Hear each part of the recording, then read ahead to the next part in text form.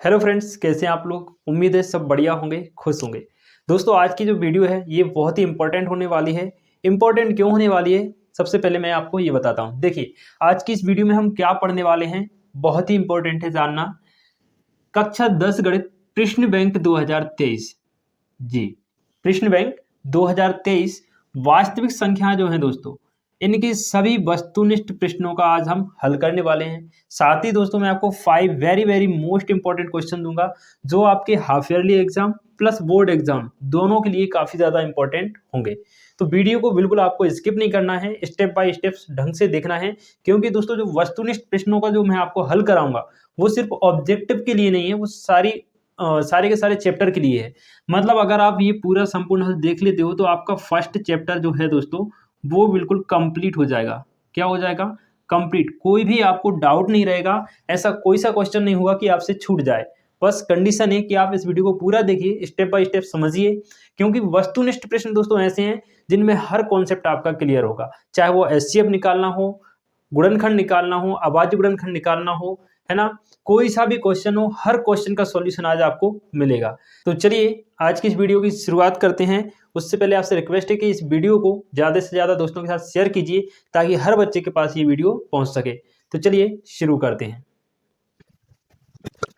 तो दोस्तों, आपको स्क्रीन पर क्वेश्चन दिख रहे होंगे। सबसे पहला प्रश्न है, सही विकल्प चुनकर लिखिए। देखिए, 96 और 404 का एचसीएफ क्या होगा। ठीक, पहला क्वेश्चन अपन यहाँ पर सॉल्व कर रहे हैं दोस्तों। क्वेश्चन नंबर फर्स्ट, और फर्स्ट का फर्स्ट वाला सवाल क्या दिया है अपने, 96 और 404 का एचसीएफ निकालना है। अब इस वीडियो में इसी क्वेश्चन में मैं आपको एचसीएफ प्लस एलसीएम दोनों ही निकालना सिखाऊंगा। ठीक, अब ध्यान से आपको देखना है, बहुत ही ईजी होता है दोस्तों। हमें कुछ भी नहीं करना, इनके फैक्टर निकालने हैं। 96 के निकाल लेंगे फैक्टर, 2 से करेंगे 48 जाएगा, फिर 2 से देंगे 24 जाएगा, फिर 2 से डिवाइड करेंगे 12 आएगा, फिर 2 से करेंगे 6, और फिर 2 से करेंगे 3, और फिर 3 से करेंगे तो कितना आएगा, 1 आएगा। ये सब आपको आता होगा, ये बहुत ईजी है। ठीक, अब 404 के फैक्टर निकाल लेंगे दोस्तों बढ़िया आराम से, है ना। 2 से करेंगे 202, फिर 2 से 101। अब ये किसी से नहीं जाएगा क्योंकि दोस्तों ये एक अभाज्य संख्या है, तो ये 101 से ही डिवाइड होगा। बस यहां तक तो आप कर लेते हैं। अब असली समस्या आती है कि इनका एचसीएफ और एलसीएम निकालते कैसे हैं। तो देखिए, कई सारे प्रश्न आएंगे दोस्तों, मैं आपको एक ही प्रश्न में पूरा तरीका बता रहा हूं एलसीएम प्लस एचसीएफ का, तो आप अच्छे से समझ लीजिएगा।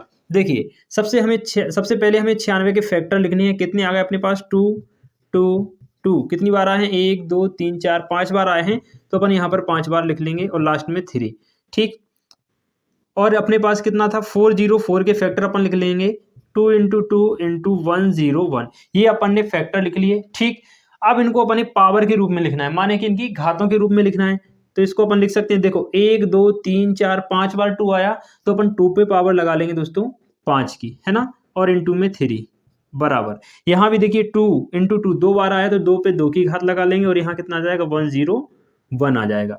बस इतना सा बस अपन को काम करना है, इसके अलावा कुछ भी नहीं करना। अब सबसे पहले प्रश्न में पूछा था कि 96 404 का एचसीएफ क्या होगा। ऑप्शन आपको दिख रहे होंगे, तो ऑप्शन में नहीं बता रहा आपको, ऑप्शन आप खुद देख लीजिए, मैं सीधा सॉल्यूशन बताऊंगा। अब अपन निकालेंगे दोस्तों इनका एचसीएफ। एचसीएफ निकालने के लिए अगर आपके पास प्रश्न पेपर में प्रश्न आता है तो आप टोटल इसी तरीके से सॉल्व करेंगे।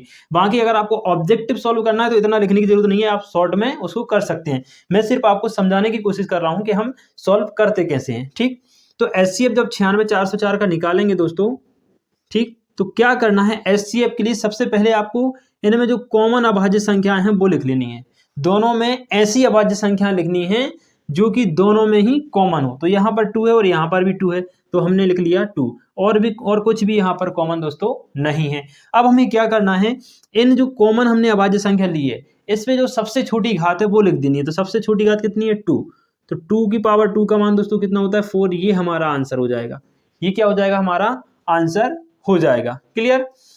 अब आपको अगर एलसीएम निकालना होता 96 और 404 का, तब आप क्या करते, तब आप इनमें जितनी भी अभाज्य संख्याएं दी हैं दोनों के गुणनखंडों में वो लिख लेते।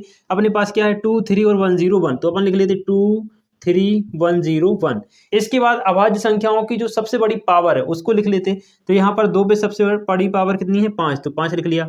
बाकी इन पे कोई पावर नहीं है। अब इसको हम गुणा कर देंगे सबको, तो जो भी मान आएगा वो हमारा एलसीएम होगा। ठीक, तो यहाँ पर आपका दोस्तों जो करेक्ट आंसर हो जाएगा ऑप्शन नंबर बी 4 आपका करेक्ट आंसर हो जाएगा। क्लियर। चलिए अगला प्रश्न देखते हैं दोस्तों।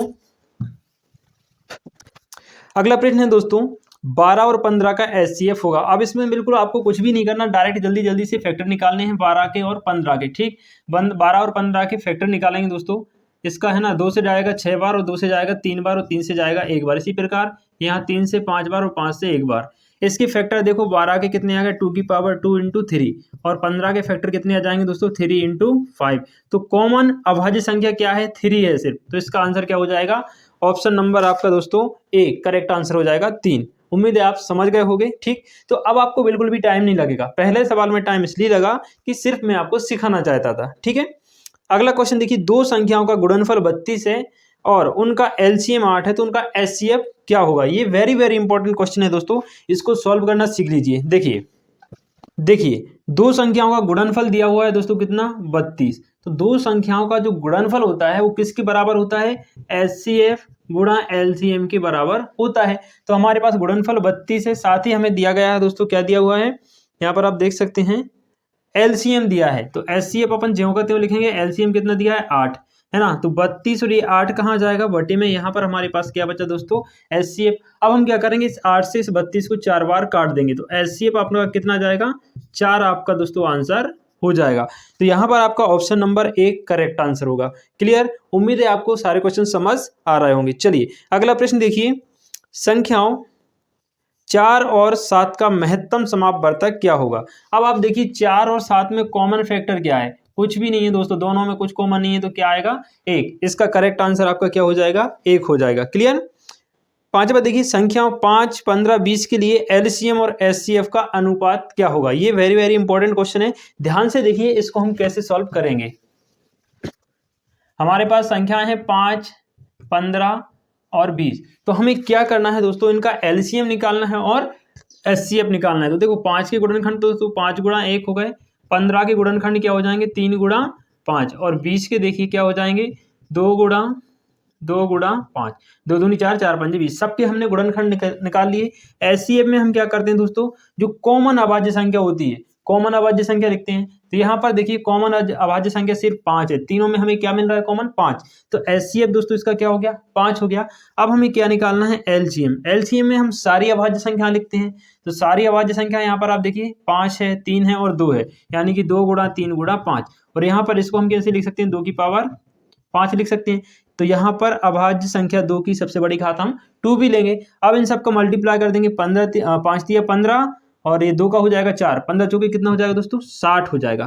कितना हो जाएगा 60 हो जाएगा यहाँ पर। ठीक, अब देखिए तो हमें निकालना क्या था, हमें एलसीएम का अनुपात निकालना था एचसीएफ से, यानी कि हमें एलसीएम बटे एचसीएफ निकालना था। तो ये देखिए एलसीएम 60 आया, एचसीएफ कितना आया दोस्तों 5 आ गया।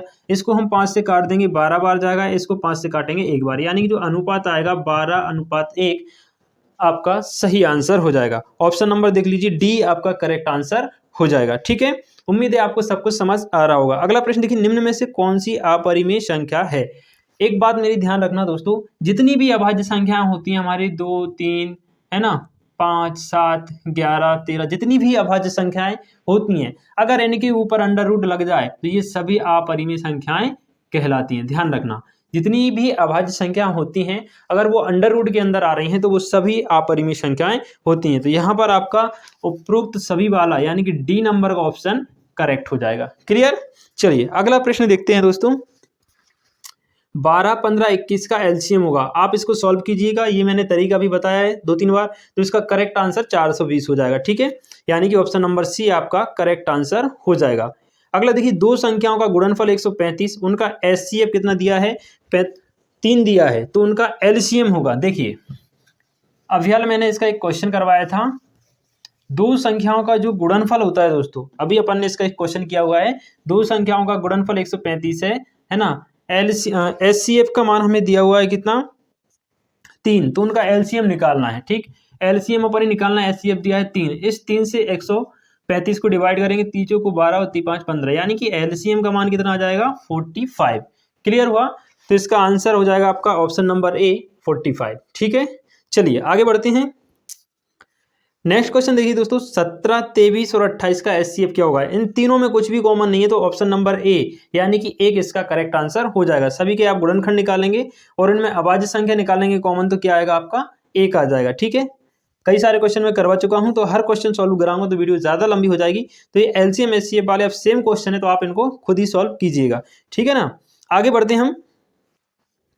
अगला है 11 और 13 का एचसीएफ। देखो दोनों में कुछ भी कॉमन नहीं है, तो क्या आ जाएगा, एक आ जाएगा। ठीक, 8, 9 नेक्स्ट 11वां प्रश्न देखिए अगला, 8, 9 और 25 का एलसीएम होगा। 8, 9 और 25 का एलसीएम आप निकालेंगे दोस्तों, तो कितना आ जाएगा, 1800 आ जाएगा। आप चाहें तो देख लीजिए किस किस का निकालना है, 8, 9 और 25 का, है ना। तो सबके हम गुणनखंड लिख लेंगे यहाँ पर दोस्तों। 8 के हो जाते हैं 2 गुणा 2 गुणा 2 यानी कि 2 की घात 3। ठीक है, 9 के गुणनखंड 3 गुणा 3 हो जाएंगे यानी कि 3 की घात 2, और हमारा 25 के गुणनखंड हो जाएंगे 5 गुणा 5 यानी कि 5 की घात 2। अब जो एलसीएम होता है वो सभी अभाज्य संख्या लिख लेंगे हम। क्या क्या आई है, 2 गुणा 3 गुणा 5, इनकी सबसे बड़ी घातें लिख लेंगे। 2 की सबसे बड़ी घात क्या है, 3, है ना। 5 की सबसे बड़ी घात 2 है और 3 की सबसे बड़ी घात क्या है, 2 है ना। 2 की घात 3 यानी कि 8, 3 की घात यानी कि 9 और 5 की घात यानी कि 25। सबका मल्टीप्लाई करेंगे दोस्तों, कितना आ जाएगा, 1800 आंसर आ जाएगा। ठीक है, क्लियर। तो उम्मीद है आपको ये चीज समझ आ गई होगी। ऑप्शन नंबर आपका सी करेक्ट आंसर हो जाएगा। अगला देखिए, 5 माइनस अंडर रूट 2 कौन सी संख्या है। क्या है अपने पास, 5 माइनस अंडर रूट 2। अभी मैंने आपको एक चीज बताई थी कि अंडर रूट के अंदर अगर अभाज्य संख्याएं आ जाएं तो वो सभी अपरिमेय संख्या होती हैं। लेकिन इसमें अंडर रूट के अंदर अभाज्य संख्या तो है, साथ ही अपने पास एक परिमेय संख्या भी है। तो एक चीज मेरी आप याद रखना दोस्तों, कि यदि परिमेय संख्याओं के साथ कोई भी अपरिमेय संख्या आती है, चाहे वो माइनस में हो, प्लस में हो, इनटू में हो या फिर डिवाइड में हो, तो वो पूरी की पूरी संख्या अपरिमेय हो जाती है। उम्मीद है आपको बात समझ आ गई होगी, है ना। तो चलिए, ये अपनी अपरिमेय संख्या हो जाएगी और इसका आपका ऑप्शन नंबर दोस्तों बी अपरिमेय करेक्ट आंसर हो जाएगा। अगला और लास्ट देखिए, 5 और 20 का एलसीएम कितना हो जाएगा दोस्तों, सॉरी 15 और 20 का एलसीएम कितना हो जाएगा। इसका ऑप्शन नंबर ए 60 इसका करेक्ट आंसर हो जाएगा। ठीक है ना। अब देखिए, ये हमारे थे वस्तुनिष्ठ प्रश्न यानी कि विकल्प, ये हमारे कंप्लीट हो गए। अब हम करते हैं रिक्त स्थान। नेक्स्ट क्वेश्चन है रिक्त स्थानों की पूर्ति कीजिए। पहला दिया हुआ है दोस्तों संख्याओं 8, 9 और 25 का एचसीएफ। तीनों में कुछ भी कॉमन नहीं आएगा दोस्तों, एक कॉमन आएगा, तो इसका आंसर हो जाएगा 1। ठीक है ना। अगला दिया हुआ है अंडर रूट 2 एक संख्या है ना, खाली स्थान दिया है अंडर रूट 2। तो अभी मैंने आपको बताया कि अंडर रूट में लिखी गई सभी अभाज्य संख्याएं कैसी होती हैं, अपरिमेय होती है। तो इसका आंसर आपका क्या हो जाएगा, अपरिमेय संख्या। ठीक है ना। तीसरा वाला देखिए, 135 और 225 का एचसीएफ जब निकालेंगे दोस्तों, तो कितना आएगा, 45। क्या हो जाएगा, 45 तीसरे वाले का आंसर हो जाएगा। लास्ट देखिए, 3 अंडर रूट 2 एक अपरिमेय संख्या है। ठीक, क्या हो जाएगी, अपरिमेय संख्या। मैंने अभी बताया कि परिमेय संख्याओं के साथ में अगर कोई अपरिमेय संख्या आ जाए तो वो पूरी ही संख्या कैसी हो जाती है, अपरिमेय संख्या हो जाती है। तो इसमें क्या आ जाएगा, आपका अपरिमेय आ जाएगा, है ना। तो ये अपने खालिस्तान कंप्लीट होते हैं यहाँ पे। चलिए अगला प्रश्न देखते हैं। नेक्स्ट क्वेश्चन है दोस्तों, सत्य असत्य बताइए। देखिए, पहला दिया है एक प्राकृत संख्या का अभाज्य गुणनखंडन उसके गुणनखंडों के क्रम को छोड़ते हुए अद्वितीय होता है। तो ये आपका बिल्कुल सत्य आंसर हो जाएगा, बिल्कुल करेक्ट आंसर हो जाएगा। उम्मीद है आपको समझ में आ गया होगा। दूसरा प्रश्न देखिए, प्रत्येक परिमेय संख्या एक वास्तविक संख्या होती है। चलिए अब मैं आपको एक छोटा सा उदाहरण देता हूँ, एक छोटी सी बात बताता हूँ, उसको आप अच्छे से याद कर लेना, है ना, ताकि आपको आगे बहुत ही काम आएगी। उम्मीद है दोस्तों आपको सारी बातें मेरी समझ आ रही होंगी। और जो कॉन्सेप्ट मैंने आज सिखाए हैं, इन कॉन्सेप्ट को आप एक बार रिवीजन जरूर कीजिएगा दोस्तों, क्योंकि ये बहुत ही महत्वपूर्ण है ना। अब मैं आपको जो बता रहा हूँ उसको भी ध्यान से देखिए कि जितनी भी हमारी दोस्तों परिमेय संख्याएं होती हैं, जितनी भी परिमेय संख्याएं होती हैं और जितनी भी अपरिमेय संख्याएं होती हैं, इन दोनों से ही मिलके क्या बनती है, हमारी वास्तविक संख्याएं मिलती हैं, बनती हैं, है ना। जितनी भी परिमेय संख्या होती है, जितनी भी अपरिमेय संख्या होती हैं, दोनों से मिलके हमारी वास्तविक संख्याएं बनती हैं। तो प्रत्येक परिमेय संख्या भी वास्तविक होगी, प्रत्येक अपरिमेय संख्या भी कैसी होगी, वास्तविक संख्या होगी। क्लियर। तो ये अपना सेकंड वाला भी ट्रू हो जाएगा, सत्य हो जाएगा। तीसरा देखिए, प्रत्येक वास्तविक संख्या एक अपरिमेय संख्या होगी। अब वो ये बोला है कि प्रत्येक वास्तविक संख्या एक अपरिमेय संख्या होगी, माने कि सभी वास्तविक संख्याएं कौन सी होंगी, अपरिमेय, जो कि गलत है। क्यों गलत है, क्योंकि वास्तविक संख्याओं भैया परिमेय भी तो आती हैं, है ना। वास्तविक संख्याओं में परिमेय भी आती हैं, इसलिए सभी वास्तविक संख्याएं या प्रत्येक वास्तविक संख्या अपरिमेय नहीं होगी। तो तीसरा वाला आपका असत्य हो जाएगा। चौथा देखिए 12 और 21 का एलसीएम 105, बिल्कुल करेक्ट आंसर है। आप इसको सॉल्व करके देख लीजिए, ये क्या हो जाएगा, सत्य हो जाएगा। ठीक है ना। चलिए नेक्स्ट क्वेश्चन आपको दिख रहा होगा, 1/√2 एक परिमेय संख्या है। ये क्वेश्चन कितनी बार आ चुका है ना। मैंने आपको स्टार्टिंग में ही बताया कि किसी भी परिमेय संख्या के साथ में जब अपरिमेय संख्या आ जाती है, चाहे वो प्लस के रूप में हो, माइनस के रूप में हो, डिवाइड में हो या फिर इनटू में, वो अपरिमेय ही होती है ना। तो यहाँ पर परिमेय बोल रहा है, इसलिए ये इनकरेक्ट हो जाएगा, गलत हो जाएगा, है ना। अगला देखिए, दो संख्याओं का गुणनफल उनके एलसीएम और एचसीएफ के गुणनफल के बराबर होता है। अभी हमने फॉर्मूला लिखा था कि गुणनफल एलसीएम इंटू एचसीएफ के बराबर होता है, तो करेक्ट आंसर हो जाएगा आपका, है ना। अगला प्रश्न देखिए, 26 और 91 का एचसीएफ 13 होगा, तो ये बिल्कुल आपका करेक्ट आंसर हो जाएगा। ठीक है ना। तो यहाँ पर ये हमारे सत्य सत्य क्लियर हो जाते हैं दोस्तों। अगला प्रश्न है, सही जोड़ियां मिलाइए।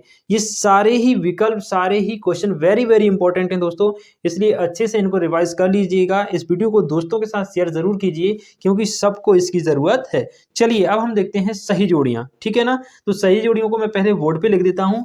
इस बोर्ड को पहले हमें थोड़ा क्लीन करना पड़ेगा, तो हम कर देते हैं। चलिए पहला दिया हुआ है 306 व 657 का एचसीएफ।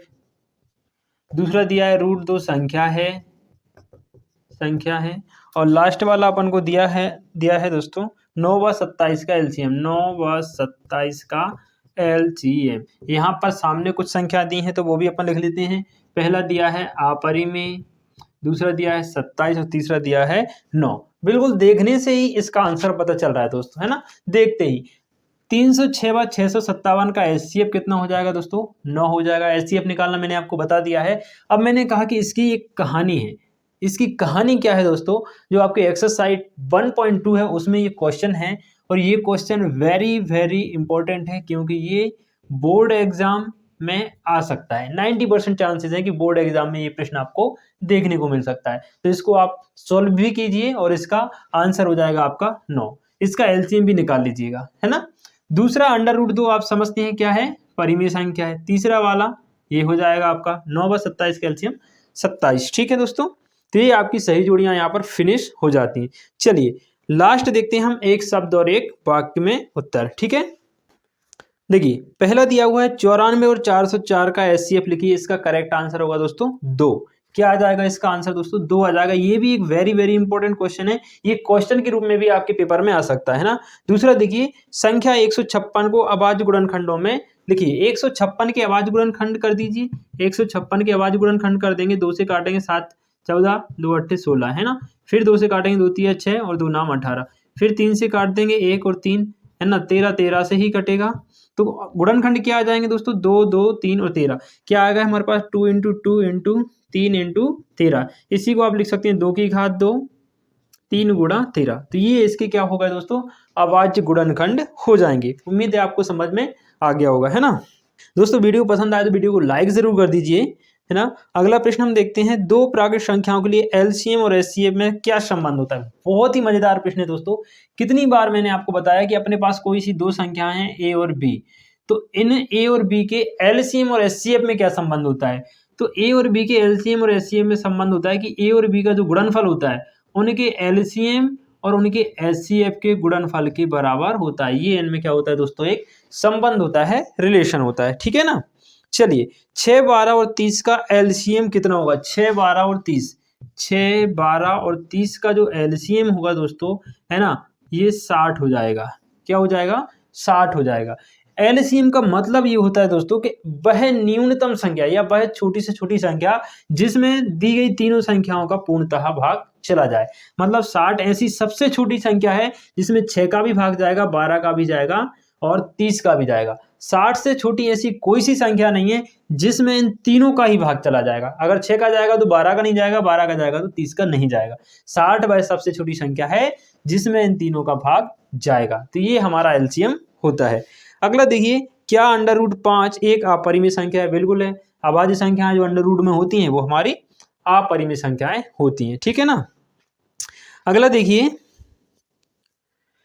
संख्याओं 8 9 और 25 का एचसीएफ कितना होगा। 8, 9 और 25 में कोई भी कॉमन फैक्टर नहीं है, कोई भी उभयनिष्ठ गुणनखंड नहीं है, इसलिए इनका HCF दोस्तों 1 हो जाएगा। कितना हो जाएगा? 1 आपका करेक्ट आंसर हो जाएगा। ठीक है ना। लास्ट क्वेश्चन देखिए दोस्तों, संख्या 5005 के अभाज्य गुणनखंड लिखिए। देखिए क्या है हमारे पास, लास्ट 5005 के अभाज्य गुणनखंड हमें लिखना है। तो अभाज्य गुणनखंड बड़ा आसान होता है निकालना, कोई बड़ी दिक्कत नहीं है इसमें अपने, है ना। 5005 ये किसी से नहीं कटेगा, ना तो 2 से कटेगा ना 3 से कटेगा, सीधा ये 5 से कटेगा। 3 से पहले काट के देखते हैं, 2 से तो कटेगा ही नहीं क्योंकि ये विषम है लास्ट में, है ना। 3 एकम 3 बचेगा तो 20 हो जाएगा, 3 18 बचेगा तो 20 हो जाएगा, है ना। फिर 3 18 बचेगा तो 25 हो जाएगा, बिल्कुल नहीं कटेगा, तो अपन 5 से काटेंगे। 5 एकम 5 001। अब देखो किससे कटेगा, 5 से तो जाएगा नहीं, 7 से देखते हैं। 7 एकम 7 बचा 3, 30 हो गया, 7 चौका 28 बचा 2, 21 हो गए, और 7 तिया 21। फिर अब देखो 7 से नहीं जाएगा, 9 से जाएगा क्या, 9 से भी नहीं जाएगा, है ना। 11 एकम 11, 11 से चला जाएगा, 11 एकम 11 बचा 3, 33, 11 तिया 33। अब जाएगा ये 13 से। तो 5005 की जो अभाज्य गुणनखंड है वो कितने आ गए, 5 गुणा 7 गुणा 11 गुणा 13। ये आपका लास्ट जो क्वेश्चन था उसका सॉल्यूशन हो जाएगा, उसका आंसर हो जाएगा। ठीक है। तो मुझे उम्मीद है दोस्तों आज आप इस वीडियो से काफ़ी कुछ सीखे होंगे, बहुत सारे कॉन्सेप्ट आपके क्लियर हो गए होंगे। बस आपसे यही कहना है कि वीडियो पसंद आई तो वीडियो को लाइक ज़रूर कीजिए और दोस्तों के साथ इस वीडियो को शेयर कर दीजिए। आप अगर हमारे चैनल पे पहली बार विजिट किए हैं तो इस चैनल को सब्सक्राइब जरूर कीजिए, क्योंकि ऐसे ही इंपॉर्टेंट वीडियो आपके लिए इस चैनल पर मिलती रहेंगी। चलिए, अब जो मैंने एक बात लिखी थी कि 5 वेरी वेरी इंपॉर्टेंट क्वेश्चन आपके लिए दूंगा, तो मैं वो क्वेश्चन आपको स्क्रीन पे दिखा देता हूं। उन क्वेश्चंस को आप नोट कर लीजिए और सारे क्वेश्चन इंपॉर्टेंट है, उन क्वेश्चंस को नोट करके सोल्व भी कर लीजिए। चलिए, ये क्वेश्चन रहे, आप इनको देख लीजिए, है ना। इन क्वेश्चन का स्क्रीनशॉट लीजिए, इनको नोट करिए और इनको सॉल्व जरूर कीजिए। चलिए, अब आपसे मिलेंगे दोस्तों नेक्स्ट वीडियो में, तब तक के लिए खुश रहिए, मस्त रहिए। जय हिंद।